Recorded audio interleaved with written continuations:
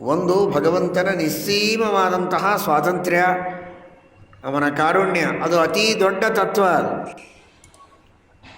ತನ್ನ ಭಕ್ತರು, ಜ್ಞಾನಿಗಳು, ತಪಸ್ವಿಗಳು ನುಡಿದದ್ದನ್ನು ಸತ್ಯ ಮಾಡಬೇಕು ಅನ್ನುವಂತಹ ಕಾರುಣ್ಯ. ಪೂರ್ವಯುಗದಲ್ಲಿ ಸತ್ಯಂ ವಿಧಾತುಂ ನಿಜಭೃತ್ಯ ಭಾಷಿತಂ, ಪ್ರಹ್ಲಾದರಾಜರು ನುಡಿದಿದ್ದನ್ನು ಸತ್ಯ ಮಾಡಬೇಕು ಅಂತ ಕಂಬದಿಂದ ಅಭಿವ್ಯಕ್ತನಾಗಿ ಪರಮಾತ್ಮ ತೋರಿಸಿದ ನರಸಿಂಹನಾಗಿ.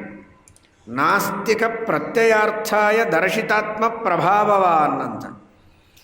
ದೇವರೇ ಇಲ್ಲ ಅಂತ ಹೇಳುವ ನಾಸ್ತಿಕರಿಗೆ ತನ್ನ ಅಸ್ತಿತ್ವವನ್ನು ತೋರಿಸಬೇಕು. ನಿಜವಾಗಿ ಪರಮಾತ್ಮ ಎಲ್ಲ ಕಡೆಗಿದ್ದದ್ದು ಸತ್ಯವೇ.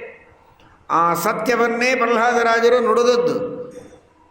ನುಡಿದ ಮಾತ್ರಕ್ಕೆ ಅದನ್ನು ತೋರಿಸಬೇಕು ಅಂತೇನಿರಲಿಲ್ಲ ದೇವರಿಗೆ. ಈಗೆಲ್ಲ ಕಡೆಗೂ ದೇವರಿದ್ದಾನೆ, ನಮಗೇನು ತೋರಿಸೋದಿಲ್ಲ.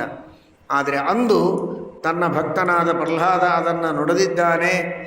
ಅದು ಸತ್ಯ ಅಂತ ಜನರಿಗೆ ಗೊತ್ತಾಗಲಿ, ನಾಸ್ತಿಕ್ಯ ಹೋಗಲಿ, ಆಸ್ತಿಕ್ಯ ಬೆಳೆಯಲಿ ಎನ್ನುವ ದೃಷ್ಟಿಯಲ್ಲಿ ನಾಸ್ತಿಕ ಪ್ರತ್ಯಯಾರ್ಥಾಯ ದರ್ಶಿತಾತ್ಮ ಪ್ರಭಾವವಾನ್ ಅಂತ ನರಸಿಂಹದೇವರ ವರ್ಣನೆಯನ್ನು ಮಾಡುತ್ತಾರೆ.